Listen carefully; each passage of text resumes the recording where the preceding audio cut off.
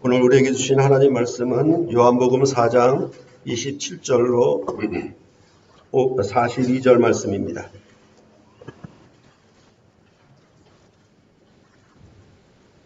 요한복음 4장 27절로 42절 말씀입니다.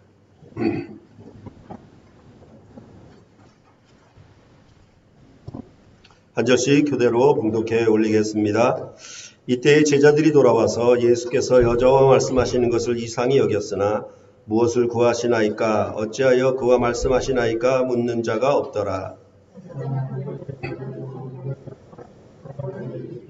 내가 행한 모든 일을 내게 말한 사람을 와서 보라. 이는 그리스도가 아니냐 하니 그 사이에 제자들이 청하여 이르되 랍비여 잡수소서.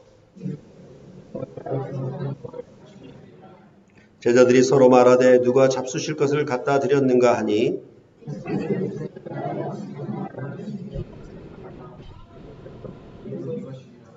너희는 넉 달이 지나야 추수할 때가 이르겠다 하지 아니하느냐. 그러나 나는 너희에게 이르노니 너희 눈을 들어 밭을 보라. 희어져 추수하게 되었도다.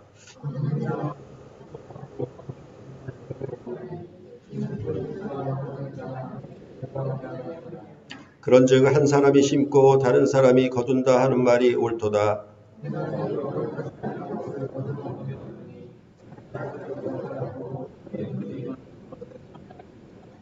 여자의 말이 내가 행한 모든 것을 그가 내게 말하였다 증언하므로 그 동네 중에 많은 사마리아인이 예수를 믿는지라.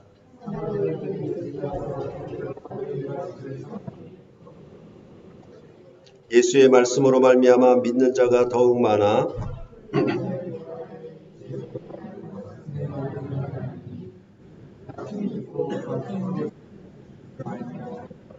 아멘.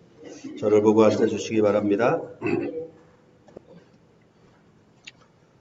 요한복음 4장에 대하여 WBC 주석의 비슬리 머리라고 하는 신학자가 요한복음 4장은 사마리아에 있는 수가라고 하는 동네를 배경으로 삼중적인 내용으로 전개가 된다고 말을 했습니다. 그러한 세 가지 내용이 전개되는 것에 대하여 이분은 첫 번째로 생수의 수여, 즉 생수를 주는 것에 대해서 말하고 있고, 두 번째로는 성령과 진리 안에서 드리는 하나님께 대한 예배가 내용이 나오고 있고, 그 다음에 세 번째로는 비유대인들에 대한 선교라 이렇게 보았습니다. 이는 저도 적극적으로 동의를 합니다.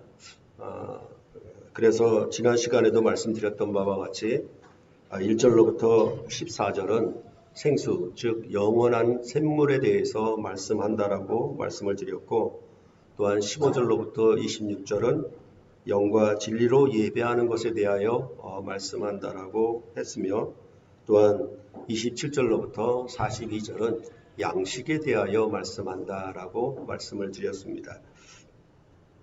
그럴 때 약간 다른 점은 뭐냐면 오늘 본문에 대해서 약간 다른 표현이긴 한데요. 저는 양식이라고 했고 이분은 비유대인에 대한 선교다 이렇게 말한 점이 차이가 있습니다.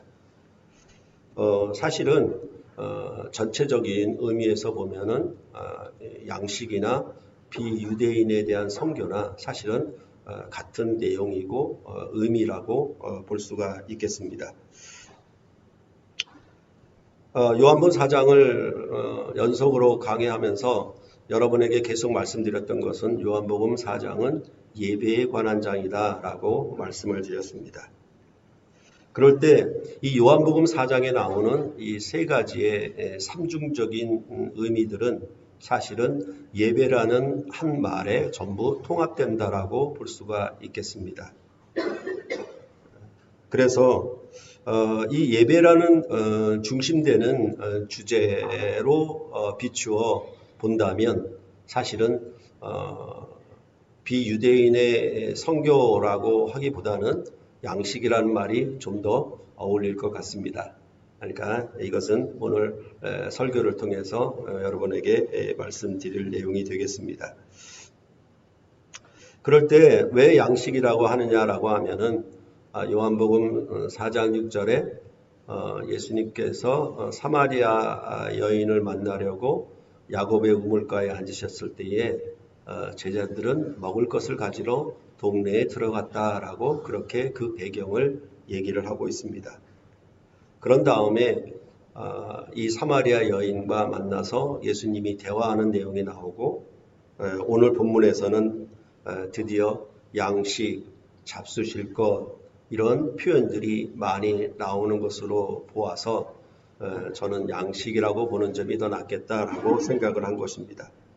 또한 이 양식은 오늘 본문에 나오는 추수, 거두는 것, 열매 이런 표현들과도 일맥상통하는 그런 말씀이라고 할 수가 있습니다. 그래서 양식이다라고 하는 것을 좀 더 우리가 주목해서 보시면 좋겠습니다. 그러면 이 양식 또 추수, 열매 이런 표현들이 왜 예배와 연결되는가 그 점에 대해서 생각해 보아야 하겠습니다. 그럴 때 늘 말씀드리는 것처럼 항상 신약 성경은 1세기의 시대와 사회 상황을 가지고 와서 풀 것이 아니라 구약 성경을 가지고 와서 풀어야 제대로 이해가 될 수 있습니다. 그래서 구약시대의 예배를 나타내는 신명기의 말씀을 예를 들어서 한번 이 양식과 예배가 어떻게 연결되는지 그 부분에 대해서 우리가 알아보도록 하겠습니다. 그래서 신명기 26장 8절로부터 11절을 보시면 여호와께서 강한 손과 편팔과 큰 위엄과 이적과 기사로 우리를 애굽에서 인도하여 내시고 이곳으로 인도하사 이 땅 곧 젖과 꿀이 흐르는 땅을 주셨나이다. 여호와여 이제 내가 주께서 내게 주신 토지 소산의 만물을 가져왔나이다 하고 너는 그것을 내 하나님 여호와 앞에 두고 내 하나님 여호와 앞에 경배할 것이며 내 하나님 여호와께서 너와 내 집에 주신 모든 복으로 말미암아 너는 레위인과 너희 가운데 거류하는 객과 함께 즐거워할지니라 이렇게 말씀하고 있습니다.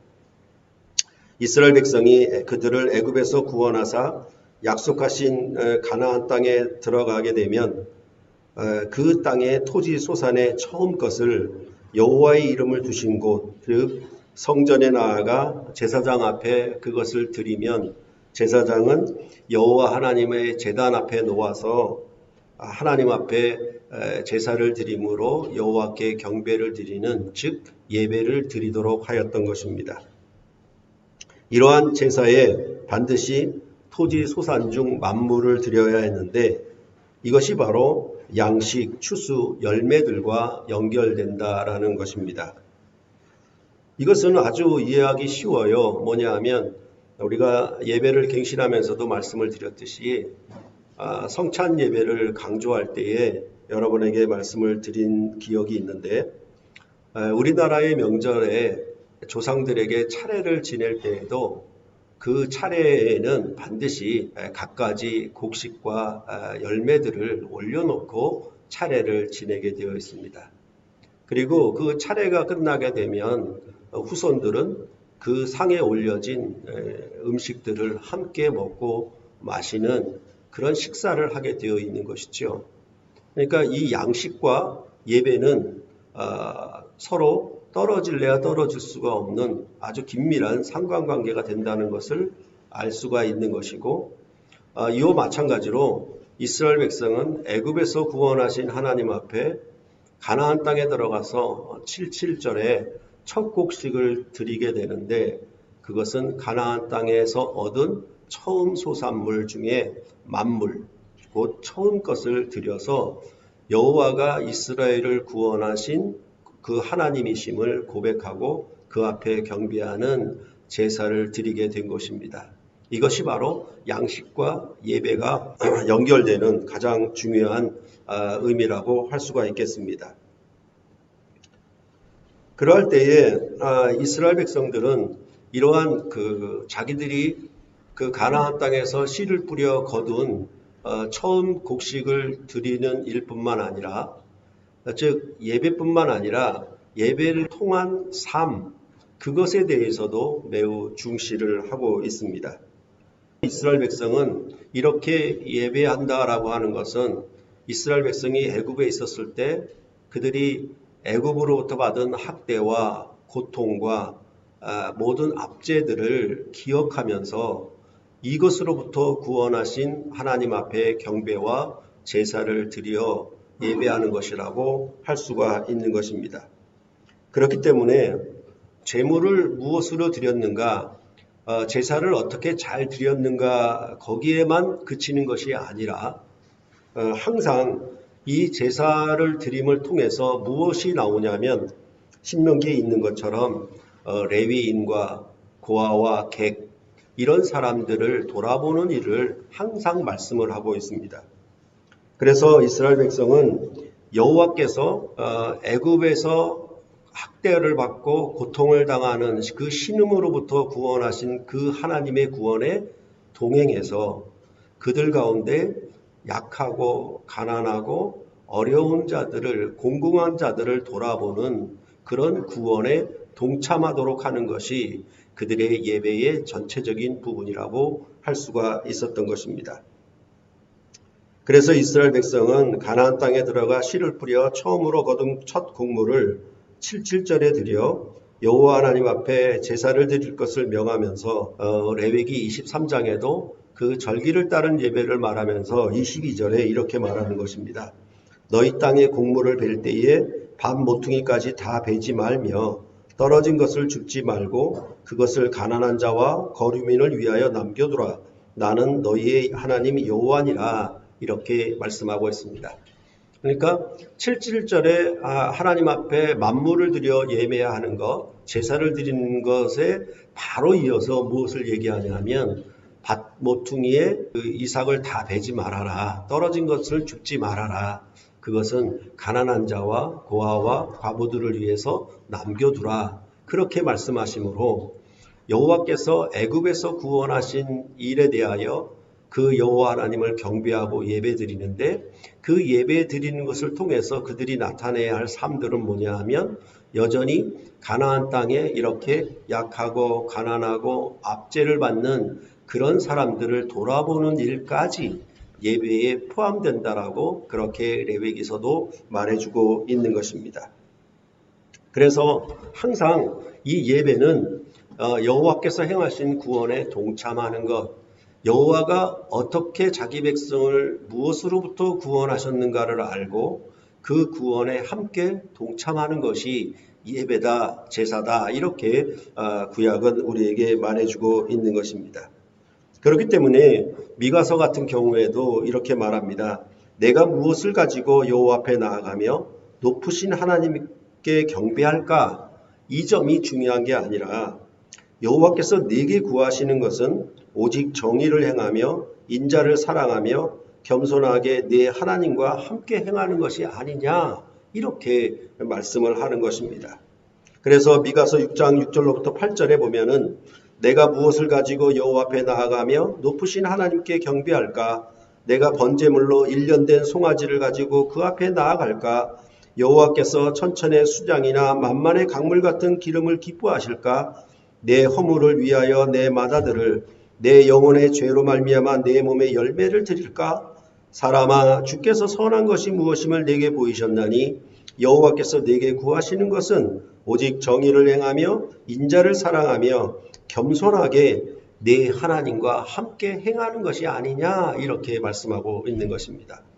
그러니까 제물을 무엇으로 드리는 것인가, 심지어 내 자식을 드리는 것인가 그런 것이 중요한 게 아니라 하나님께서 원하시는 것은 내가 너희를 구원한 구원에 너희도 나와 함께 행하는 것. 그래서 내가 그 정의롭게 행한 것 또한 인자와 자비를 행한 것 그것에 너희도 동행하는 것이 하나님이 진정 원하시는 것이다. 이렇게 말씀을 하는 것입니다. 이처럼 예배는 어떠한 예물을 드릴까 보다 여호와 하나님과 함께 동행함이 더 중요합니다. 이는 우리가 익히 알고 있는 순종이 제사보다 낫다는 말씀과 같습니다. 그래서 사무엘상 15장 22절로 23절에 보면은 사무엘 선지자는 사울 왕에게 이렇게 말했습니다. 사무엘이 이르되 여호와께서 번제와 다른 제사를 그의 목소리를 청종하는 것을 좋아하심같이 좋아하시겠나이까. 순종이 제사보다 낫고 듣는 것이 수장의 기름보다 나으니 이는 거역하는 것은 점치는 자와 같고 완고한 것은 사신 우상에게 절하는 죄와 같음이라. 이렇게 말씀하고 있습니다. 그러니까 제사를 아무리 잘 드렸다 하더라도 더 중요한 것은 정말 흠이 없는 예물로 드렸다 하더라도 하나님은 뭘 원하냐면 순종을 원한다라고 말씀하고 있습니다. 만약 이 순종이 없이 예배를 드린다면 그것은 아무리 율법에 맞춘 제물로 제사를 드렸다 하더라도 그것은 점치는 자와 같고 우상 숭배와 같다라고 이렇게 말씀을 하는 것입니다. 그러니까 예배와 삶 이렇게 얘기할 때 예배하는 것으로만 그치는 것은 그것은 아무리 예배를 잘 드렸다 하더라도 그건 미신이다 이렇게 말하는 것을 사무엘서는 우리에게 말해주고 있는 것입니다. 그럴 때 이 순종의 문제는 물론 율법과 아주 긴밀하게 연관이 되겠지요. 신명기의 제사나 레위기의 제사나 모두 율법을 즉 여호와의 목소리를 청종하는 것을 가장 기반으로 하고 있다는 것을 알게 합니다. 그래서 율법을 지켜 순종함 안에 곧 제사가 있다는 점을 우리는 유념해야 합니다. 그래서 이것을 제가 지난 시간에 말씀드릴 때 영과 진리로 예배함이 무엇이냐라고 했을 때 이것은 새 언약으로 드리는 예배다 이렇게 말씀을 드렸습니다. 바로 이스라엘 백성은 옛 언약 즉 율법을 따라서 하나님 앞에 예배했고 그 율법을 순종함을 통해서 그들은 제사를 드렸다라고 말씀을 하는데 이제 신약 백성은 새 언약으로 영과 진리로 예배하고 참 하나님 아버지께 예배하는 자들이다 이렇게 요한복음은 말하고 있다라고 말씀을 드렸습니다. 그렇게 볼 때 바로 옛 언약의 구원에 동행하여 예배를 드리고 그 예배로 인한 삶을 사는 이스라엘 백성의 삶이냐 아니면 새 언약으로 말미암은 새 시대의 구원에 동행하여서 새 언약 가운데 영과 진리로 예배하는 자들이냐라는 점을 우리가 항상 구분해야 하는 것입니다. 이러한 의미들은 오늘 말씀을 통해서도 잘 구분이 될 것입니다. 이렇게 제사를 드려 여호와 하나님께 경배하고 그의 구원에 동참함이 바로 구원을 얻은 생명의 증거다라고 말씀을 할 수 있겠습니다. 애굽으로부터 가나안 땅으로 구원하신 여호와의 구원으로 말미암아 이스라엘 백성은 소산물 중 만물을 여호와의 성전에 갖고 나와 드렸고 그 예배는 구원의 결과이며 그들이 그들 가운데 가난한 자와 고아와 과부와 객을 돌아보면 바로 여호와 하나님의 구원에 동참함이었으며 이 모든 것은 그들이 일한 수고를 통해 씨를 뿌리고 추수 때에 거두어 열매를 드리는 것과 함께 일치하는 것이라고 할 수 있는 것입니다. 그런데 바로 이 양식의 문제가 오늘 본문에서는 구약에 드렸던 양식과 다르게 나타난다는 점을 우리가 주목해야 한다라는 것입니다. 제자들이 동네에 먹을 것을 구하러 갔다가 와서 보니까 예수님이 사마리아 여자와 대화하는 것을 보았고 이상히 여겼습니다. 그래서 무엇을 구하시나이까? 왜 이런 여자와 대화를 하십니까? 라는 질문은 하지 않았지만은 제자들은 이상히 여겼다라고 말씀하고 있고 또한 이 사마리아 여자는 동네로 들어가서 이제 사마리아 동네 사람들에게 내가 행한 모든 것을 내게 말한 사람을 와 보라. 이는 그리스도가 아니냐 이렇게 사마리아 동네 사람들에게 전하는 것을 얘기를 하고 있습니다. 정작 그는 물을 길러 왔는데 물동이를 버려두고 사마리아 동네 사람들에게 가서 이는 그리스도가 아니냐 메시아가 아니냐 이렇게 전하는 내용으로 오늘 본문은 시작을 하고 있는 것입니다. 그러할 때 내가 행한 모든 일을 내게 말한 것 이것이 두 번이나 오늘 본문에 반복되고 있는데 이것은 아마도 예수님께서 이 여인을 가리켜 말씀하신 너에게 5 남편이 있었으나 지금 있는 자도 내 남편이 아니다 라고 하는 말씀과 연관이 된다라고 볼 수 있습니다. 근데 이 말씀은 이제 뒤에서 좀 더 연관지어서 설명을 해드리도록 그렇게 하겠습니다. 이제 31절로부터 38절까지는 예수님과 제자들의 대화가 중심을 이루고 있습니다. 제자들이 구해온 음식을 예수님께 드리며 랍비여 잡수소서라고 했는데 예수님은 아주 엉뚱한 말씀을 하신 것이지요. 내게는 너희가 알지 못하는 먹을 양식이 있느니라 라고 말씀을 하신 것입니다. 그러니까 이 말씀에 대해서 당연히 제자들은 이해를 못하죠. 그러니까 누가 잡수실 것을 갖다 드렸는가 그렇게 그들은 생각할 수밖에 없었던 것입니다. 그런데 이렇게 내게는 너희가 알지 못하는 먹을 양식이 있다라고 하셨는데 그것에 대해서 34절에 설명하기를 나의 양식은 나를 보내신 이의 뜻을 행하며 그의 일을 온전히 이루는 이것이라 이렇게 말씀을 했습니다. 예수님의 양식은 보내신 이의 뜻을 순종해서 그의 일을 온전히 이루는 것으로 그렇게 말씀을 하신 것입니다. 이것이 바로 제자들이 알지 못하는 새로운 양식이라고 할 수가 있는 것입니다. 그러면 예수님께서 나를 보내신 이의 뜻을 행하며 그 일을 온전히 이루는 것, 그것은 무엇이냐라고 했을 때 그것은 바로 또 35절 이하에서 설명한다라고 보시면 되겠습니다. 35절에 보면은 너희는 넉 달이 지나야 추수할 때가 이르겠다 하지 아니하느냐. 그러나 나는 너희에게 이르노니 너희 눈을 들어 밭을 보라 희어져 추수하게 되었도다 라고 말씀을 하고 계십니다. 그러니까 정당한 상식적인 농사의 계절로 볼 때에는 이제 앞으로 넉 달이 지나야 추수 때가 이르는 것이 맞습니다. 그런데 그것은 제자들이 먹을 양식을 구하는 때와 연결이 될 것입니다.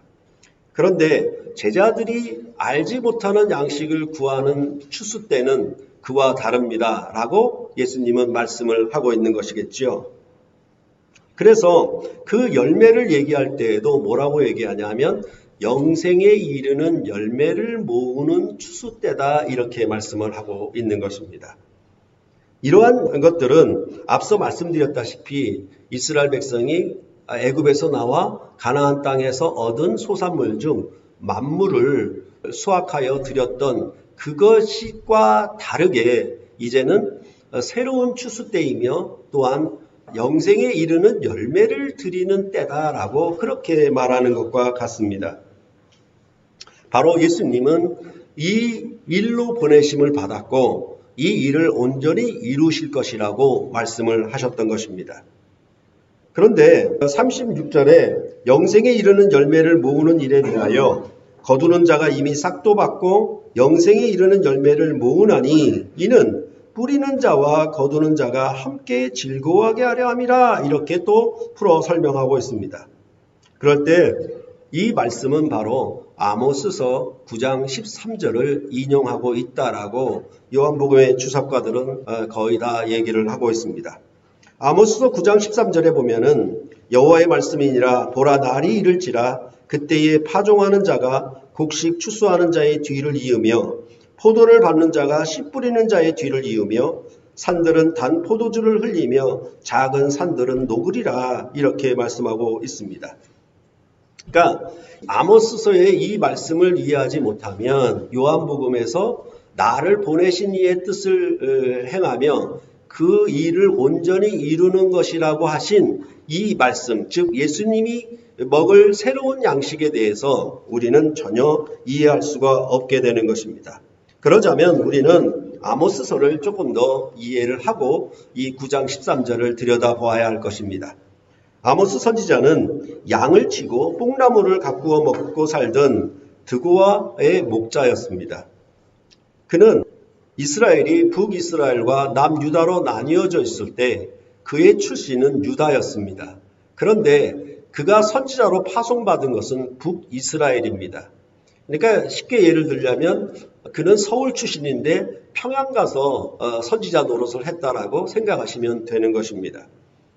그럴 때 이 아모스 선지자는 북이스라엘의 사마리아 궁궐의 범죄를 가리켜 서너 가지 죄로 인하여 라고 하며 불을 보내어 궁궐을 불사르는 심판을 선언하고 있었던 것입니다.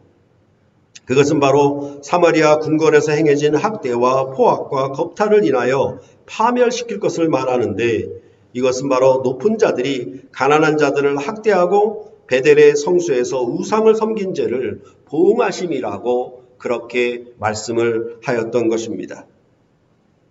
그리하여 아모스서는 거듭 여호와께로 돌아오라고 그렇게 슬픈 노래를 불러도 북이스라엘은 전혀 듣지를 않습니다. 결국 사마리아 성에서 태평과 영광과 쾌락을 즐겨하던 자들이 여호와께서 한 나라를 들어 침으로 말미암아 사로잡혀 가게 되어 거기서 슬픈 노래를 부르게 될 것이라고 그렇게 이스라엘의 패망을 아모스 선지자는 선언을 하였던 것입니다. 그 가운데 5장 21절부터 24절과 27절을 보면 그들이 얼마나 거짓된 예배를 드렸는가에 대해서 말씀하고 있었던 것입니다. 그래서 설교 모두에 말씀드렸던 것처럼 내가 너희 절기들을 미워하여 멸시하며 너희 성회들을 기뻐하지 아니하나니 너희가 내게 번제나 소제를 드릴지라도 내가 받지 아니할 것이요 너희의 살찐 희생의 화목제도 내가 돌아보지 아니하리라. 네 노랫소리를 내 앞에서 그칠지어다. 네 비파소리도 내가 듣지 아니하리라. 오직 정의를 물같이 공의를 마르지 않는 강같이 흐르게 할지어다. 그렇게 하면서 27절에는 내가 너희를 다메섹 밖으로 사로잡혀 가게 하리라. 그의 이름이 만군의 하나님이라 불리우는 여호와께서 말씀하셨느니라. 이렇게 말씀하고 있습니다. 그들은 이 궁궐에서 가난하고 약한 자들을 학대했을 뿐만 아니라 이런 예배 가운데 이들은 자기의 쾌락과 영광을 자기 기쁨을 위해서 먹고 마신 그런 자들이었고, 가난한 자들이나 고아와 가부와 객을 돌아보는 그런 자들이 아니었으므로 바로 이 성에 대한 심판을 얘기를 하고 있는 것입니다. 그 심판의 원인 가운데 또 하나는 뭐냐 하면 아모스서 8장 11절에 나옵니다. 주 여호와의 말씀이니라. 보라, 날이 이를지라 내가 기근을 땅에 보내리니 양식이 없어 주림이 아니며 물이 없어 가람이 아니요 여호와의 말씀을 듣지 못한 기갈이라. 이렇게 말씀하고 있습니다. 바로 이 한 절 말씀에 오늘 요한복음 4장에 나오는 물과 양식과 말씀, 이것이 다 포함되어 있습니다. 더군다나 사마리아를 배경으로 이 아모스서는 얘기를 하고 있기 때문에 오늘 요한복음 4장에 나오는 사마리아 여인과 사마리아 동네 사람들과도 일치하고 있는 것입니다. 그럴 때 아모스서에는 북이스라엘이나 주변 국가들에 대한 범죄를 어떤 방식으로 표현하냐면 서너 가지 죄를 인하여, 이렇게 이 말을 계속 반복합니다. 이 서너 가지 죄를 인하여 라고 계속 반복했는데, 이것은 단순히 서너 가지의 죄의 개수를 말하려고 하는 것이 아니라 이 말의 의미는 뭐냐 하면 죄를 반복하여 쌓아서 악이 더하여 가는 그런 방식으로 얘기를 하는 것입니다. 이를테면 죄가 관영했다, 죄가 가득했다라는 의미로 서너 가지 죄를 인하여 라고 말을 하는데, 이 서너 가지 죄를 인하여 라고 했을 때 이 말씀이 바로 사마리아 여인을 얘기했던 그 말씀과 일치하는 것으로 보아야 하지 않겠는가라고 저는 생각을 합니다. 즉, 너에게는 5 남편이 있었으나 지금 있는 자도 내 남편이 아니다라고 하는 것이 이 아모스서의 서너 가지 죄를 인하여라는 말씀과 같이 일치한다라고 저는 보는 것이 좋다라고 생각을 하는 것입니다. 그것이 바로 뭐냐 하면 사마리아 여인이 내가 행한 모든 것을 내게 말하였다라고 하는 그 말이 바로 이 아모스서에 있는 말씀을 가지고 얘기한 것이라고 보면 좋겠다라는 것입니다. 결국 북이스라엘은 아수르에게 망하여 사로잡혀가는 슬픔과 애통함을 당하게 되었습니다.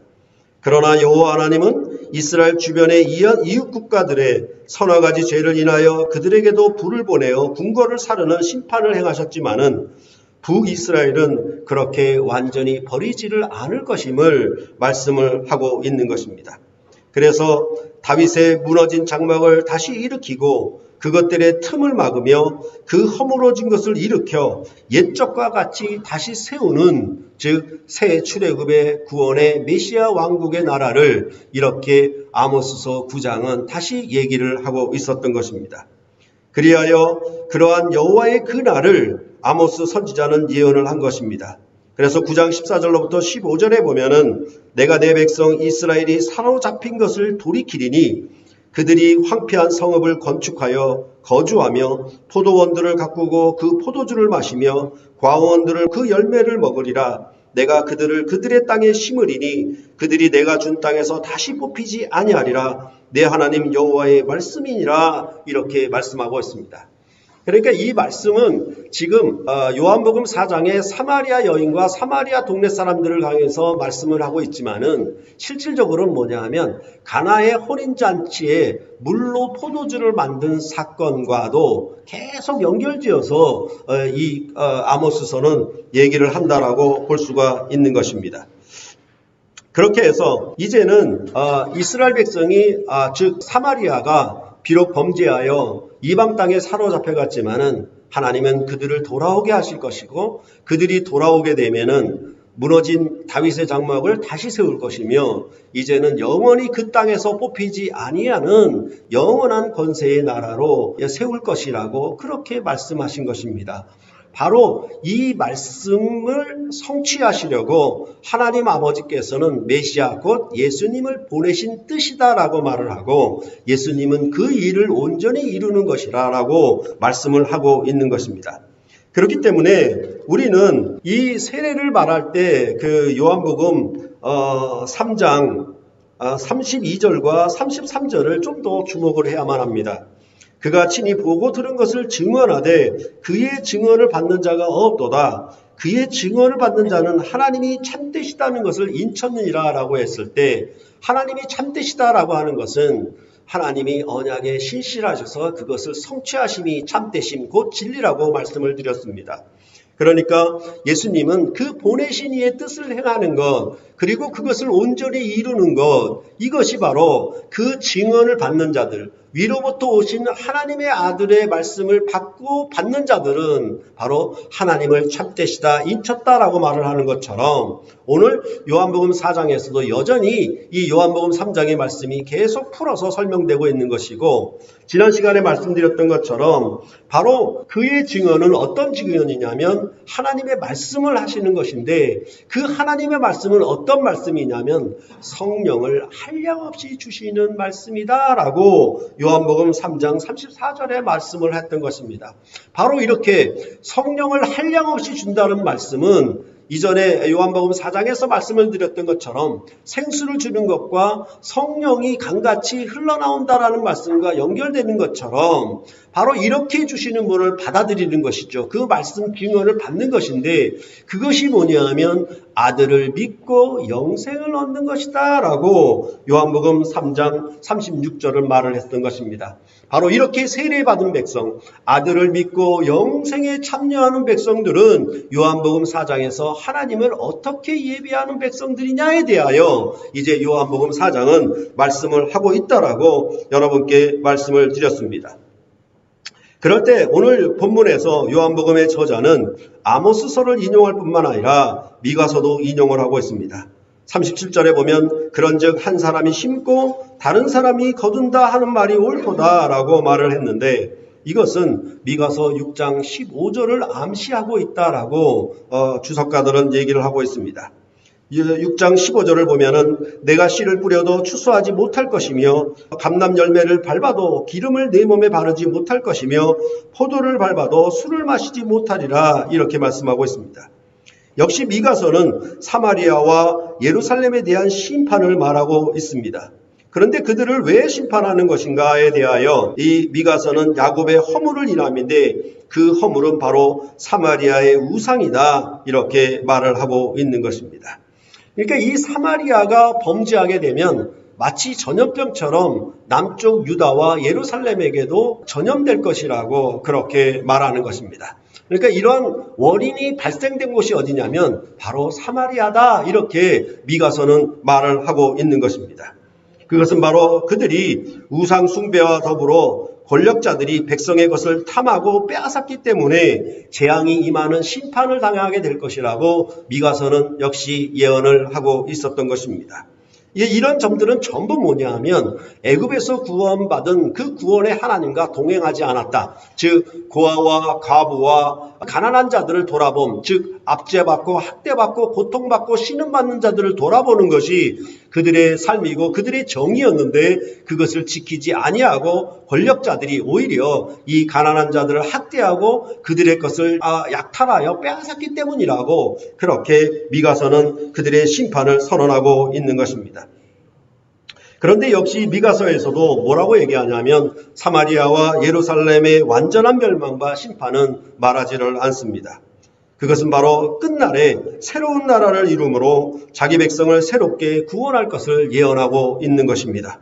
그래서 미가서 4장 1절로 2절에 보면 끝날에 이르러는 여호와의 전에 산이 산들의 꼭대기에 굳게 서며 작은 산들 위에 뛰어나고 민족들이 그리로 몰려갈 것이라. 곧 많은 이방 사람들이 가며 이르기를 오라 우리가 여호와의 산에 올라가서 야곱의 하나님의 전에 이르자.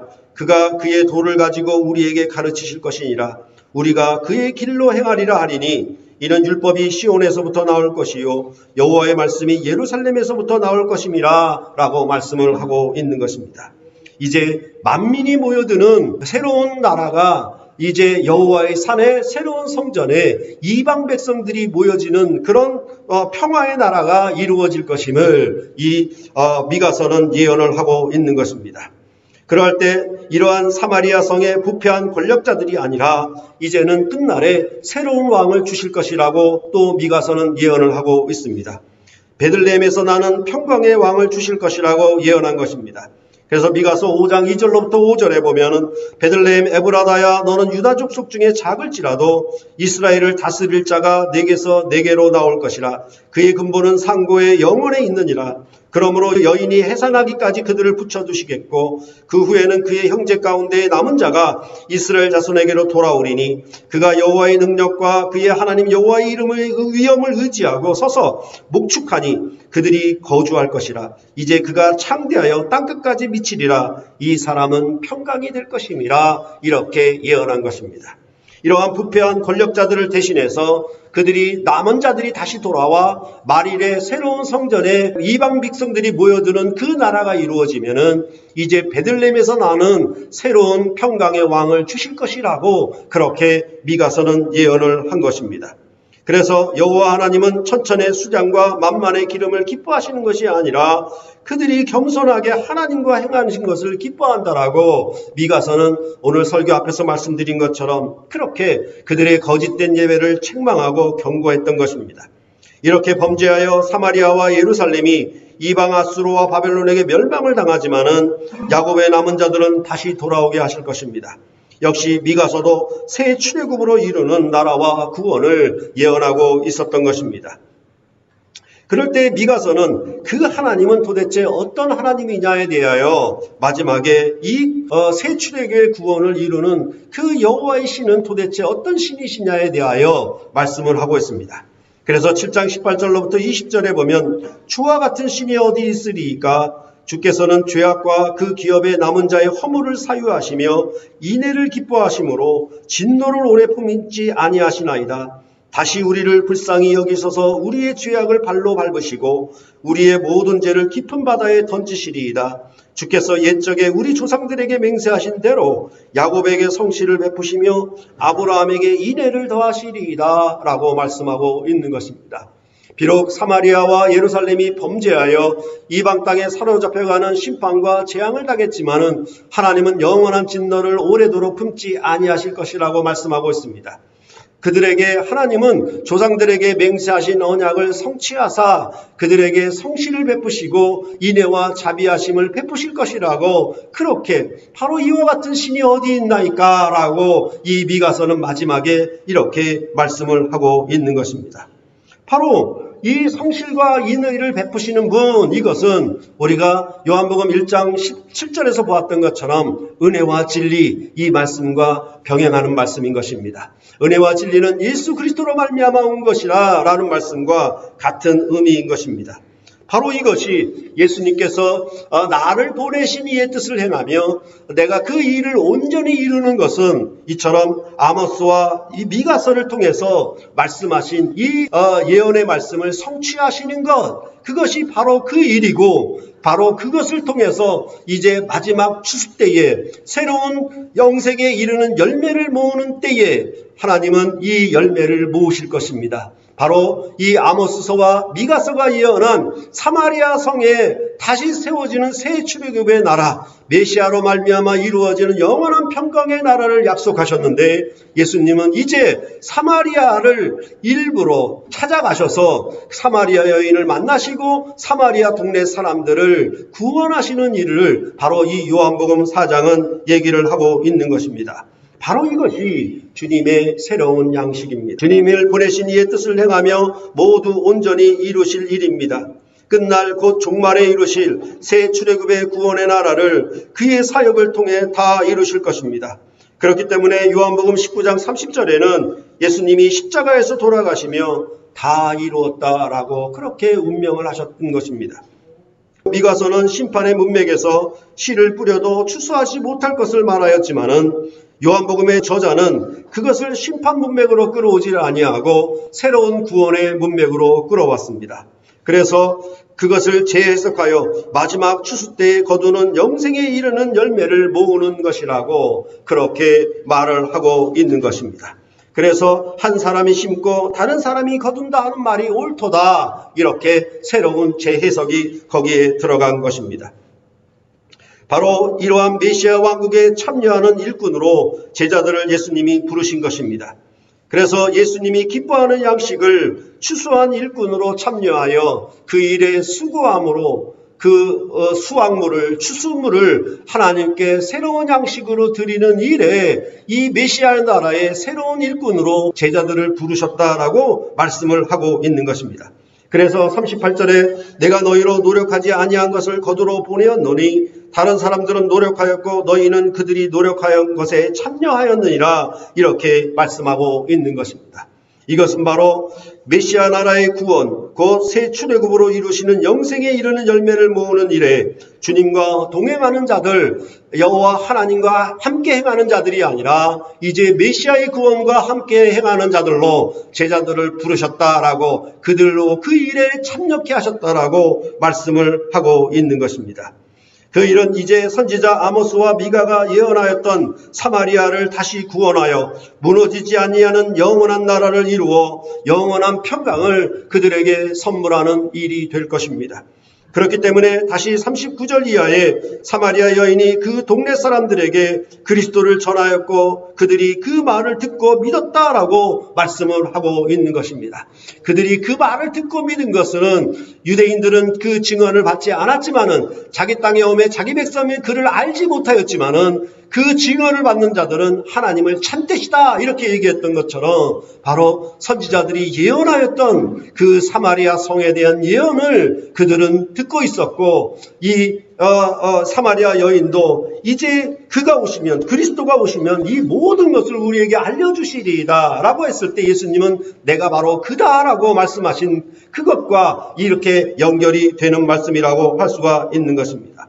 그래서 조상들에게 하신 언약을 성실과 인내함으로 이루시는 영광의 메시아를 그들은 기다리고 있었고, 메시아가 오시면 그 모든 것을 알게 되리라고 기대하고 있었는데, 바로 이 사마리아 여인의 전파를 통해서 이 사마리아 동네 사람들은 믿었다라고 그렇게 말씀을 하고 있는 것입니다.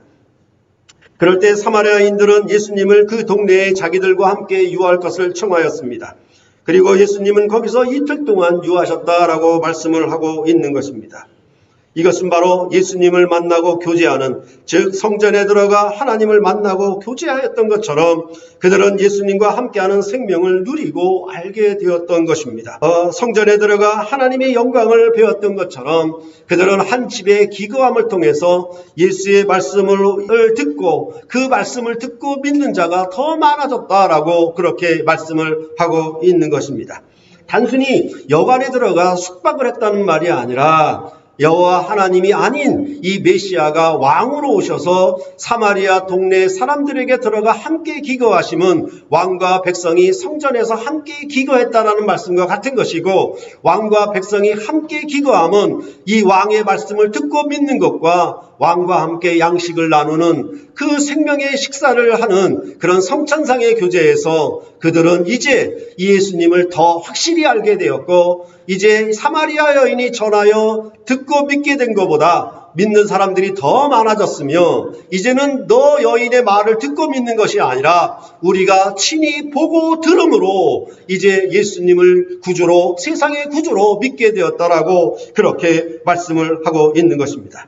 이것은 바로 예수님께서 아까 말씀드린 것처럼 그는 하나님의 말씀을 하는 분이요, 그분에게는 하나님이 성령을 한량없이 주심이기 때문에 그 한량없이 주심은 바로 아모스서와 미가서에 예언한 이 선지자의 말씀을 풀어서 그들에게 증거해서 바로 너희가 기다렸던 메시아가 왔고 그 말씀의 증거를 그들에게 나타냈을 때 그들은 그 말씀을 듣고 믿어서 바로 이 생명의 말씀을 받아들였다라고 말씀하고 있는 것입니다. 그것은 바로 물이 없어 기갈이 아닌 말씀이 없어 기갈이었던 사마리아인들에게 풍성한 생명의 말씀을 공급하셨다라고 그렇게 오늘 본문은 말해주고 있는 것입니다. 그래서 그들은 이제 선지자들이 예언했던 바가 그들 가운데 성취됐던 것을 고백할 수가 있게 되었던 것입니다. 그래서 42절에 그 여자에게 말하되 이제 우리가 믿는 것은 내 말로 인함이 아니니 이는 우리가 친히 듣고 그가 참으로 세상의 구주신 줄 알미라 하였더라 라고 말씀하고 있습니다. 그날에 여호와의 산에 있는 성전으로 만민이 모여들고 평화의 왕국을 이룰 것이라고 예언했던 선지자들을 통한 언약이 하나님의 성실과 인애로 말미암아 그들을 다 버리지 아니하시고 그들을 불쌍히 여기시고 그들의 죄를 사하사 그들에게 조상들에게 하신 언약을 성취하심으로 그들을 다시 새 백성으로 삼으시사 그 영원한 나라, 다시는 그 땅에서 뽑히지 아니하는 생명의 나라를 이룰 것이라고 했던 그 약속이 예수님께서 나를 보내신 이의 뜻을 이루는 성취라고 말씀을 하고 있는 것입니다. 사마리아와 예루살렘뿐만 아니라 이제는 이방 민족들까지 구원하시는 그리스도가 되셨다라고 말씀하고 있는 것입니다. 그렇기 때문에 그들은 사마리아인의 구주가 되셨다라고 고백하지 아니하고 세상의 구주이시다라고 고백을 하는 것입니다. 만민이, 만백성이 이 여호와의 전에 올라올 것이고 들어올 것이기 때문에 사마리아인을 통해서 그를 구원하심을 통하여 하나님은 만백성을 구원하시는 메시아가 오셨다. 그 영광의 때가 성취되었고 이것은 마지막 종말의 때요, 마지막 추수의 때요, 영생에 이르는 열매를 모으는 때다라고 오늘 본문은 말씀을 하고 있는 것입니다. 그럼 바로 이 사마리아 동네 사람들이 추수하는 때에 예수님이 하나님 아버지께서 보내신 뜻을 이루며 그의 일을 온전히 이루는 그의 기뻐하시는 양식이었습니다. 그러므로 교회는 이제 새 양식을 드리는 제사와 예배를 드리는 자입니다. 영과 진리로 예배함, 이제 새 언약으로 드리는 예배 안에서 그것이 순종이 제사보다 낫다 했던 것처럼 이제 새 언약의 말씀 가운데 우리는 예배를 하나님 아버지께 예배할 것입니다. 그 예배할 때에 하나님은 우리에게 그 기뻐하는 양식을 하나님께 드리기를 요구할 것입니다. 그것은 천천의 순양보다도 만만의 기름보다도 더 중요한 것은 여호와의 구원에 동행하였던 이스라엘 백성의 순종함을 요구하였던 것처럼 이제는 새 언약의 말씀에 순종해서 하나님 앞에 예배하는 자들을 찾으실 것이라고 그렇게 요한복음은 우리에게 말해주고 있는 것입니다. 이전에 구약의 출애굽을 통해 가나안 땅에서 얻은 만물을 드리는 자들이 우리가 아닙니다. 그 양식은 새 출애굽의 구원, 즉 메시아의 구원에 동행함을 통해서 드리는 양식이 되어야 마땅할 것입니다. 그래서 요한복음은 앞서 말씀드렸던 것처럼 은혜와 진리는 예수 그리스도로 말미암아 온 것이다. 바로 이 은혜와 진리, 은혜와 진리로 예배하는 거룩한 새 백성, 이들이 바로 하나님의 자녀가 되는 권세 있는 구원을 얻은 백성이라고 그렇게 요한복음은 우리에게 말씀하고 있는 것입니다. 사마리아의 죄악을 사하시고 그들을 불쌍히 여기신 성실과 인애의 하나님이 오셔서 성령을 한량없이 주심으로 더 이상 물을 길러 오지 않아도 영원한 샘물에서 솟아나는 생수를 마심으로 영생을 누리는 자들을 새롭게 일으키실 것을 말씀하셨고 예수님의 사역을 통해서 이 일을 완전히 성취하게 될 것입니다. 그렇기 때문에 여러분과 제가 드리는 예배는 영과 진리로 예배하는 것이며 아버지께 예배하는 것이고, 이것은 신약 시대의 새 언약으로 드리는 예배라고 할 수 있을 것입니다. 이 예배는 단순히 내가 어떻게 예배하는가, 내가 어떻게 신령과 진정함으로, 어떻게 거룩함으로 예배하는가, 예배의 날이 어느 날인가, 이런 점에 있기보다는, 그거보다 더 중요한 것은 새 양식을 하나님 앞에 드리는 것입니다. 그것은 바로 사마리아 동네 사람들을 드리는 것과 같습니다. 이것을 주님과 동행하는 새 언약의 말씀이 무엇이냐면, 요한복음에서 말할 때는 내가 너희에게 새 계명을 준다라고 하는 것과 같은 것입니다. 즉 은혜와 진리의 예수 그리스도로 오셔서 그는 제자들을 끝까지 사랑하셨습니다. 그러면서 그 새 계명은 뭐냐면, 내가 너희를 사랑한 것 같이 너희도 서로 사랑하는 계명이었습니다. 이 계명을 지키고 살면 너희가 내 제자인 줄 알리라, 이렇게 요한복음은 말씀하고 있는 것입니다. 바로 이렇게 사마리아와 예루살렘의 범죄에도 불구하고 이방 민족들은 그들의 범죄를 따라 그 나라를 버렸지만은 조상들에게 하신 그 맹세하신 언약을 따라 하나님은 인애와 성실을 베푸셔서 그들을 새로운 나라로 구원하시는 자비와 긍휼의 하나님이신 것을 나타냈고, 그것을 요한복음에서 말할 때에는 제자들이 비록 예수님을 부인하고 도망가고 예수를 팔자들이었지만은 그들에게 살과 피를 주시는 영광의 하나님 메시아이심을 그들의 언약 식사에서 나타내셨다라고 말씀을 하고 있는 것입니다. 그렇기 때문에 우리는 주님의 사랑으로 서로 사랑하는 이 계명을 지키는 것이 순종이 제사보다 낫다라는 말씀을 지키는 것이라고 할 수가 있는 것입니다. 지난 시간에도 말씀드렸던 것처럼 나를 선대하는 사람을 선대하는 것은 이방 사람들도 하고 율법에 속한 구약 백성들도 하는 것입니다. 나를 칭찬하는 사람들을, 그들을 가깝게 대하는 것은 이방 사람들, 자기 가족들을 가깝게 대하는 것은 이방 사람들도, 믿지 아니하는 자들 다 행하는 것입니다. 그러나 예수를 부인하고 예수를 십자가에 못 박는 죄인들을 용서하사 그들을 자기 백성 삼으시는 이런 하나님의 위로부터 오시는 새로운 사랑의 계명에 동행할 자들은 바로 이 예수의 증언을 믿고 참여하는 하나님의 자녀들이 성령을 한량없이 공급받아 주님의 사랑으로 형제와 자매를 서로 사랑하는 그 사랑의 계명을 지켜 순종함으로 영생에 이르는 열매를 모으는 때가 도래했고, 이것은 바로 마지막 구원의 때라고 그렇게 요한복음은 우리에게 말씀을 하고 있는 것입니다. 그리하여 참으로 교회가 어떠한 양식으로 하나님을 예배할 것인가, 구약의 양식으로 예배할 것인가, 아니면 새 양식으로 하나님을 예배할 것인가에 대하여 여러분과 저는 진지하게 고민을 하고, 바로 우리가 주일 성수를 했네 안 했네, 이러한 전염병을 통하여 우리가 어떻게 이 날을 지킬 것인가에 대한 고민도 고민이겠지만은, 그것보다 더 중요한 것은 바로 주님의 사랑으로 이방인이었던 원수였던 우리의 죄를 사하시고 아브라함에게 하셨던 그 언약을 이루사 우리들을 하나님의 백성 삼으신 이 주님의 사랑에 동참하여 우리도 그 거두는 수확에 참여하는 구원의 백성으로 사는 것이 바로 새 구원의 증거라고 요한복음은 우리에게 증거하고 있는 것입니다. 여러분이 참으로 새 양식을 온전히 드리는 이 일을 여러분의 삶에서 완전히 이루셔서 하나님의 영광과 칭찬이 되는 존귀한 주님의 백성들이 되시기를 간절히 소원합니다. 기도하시겠습니다.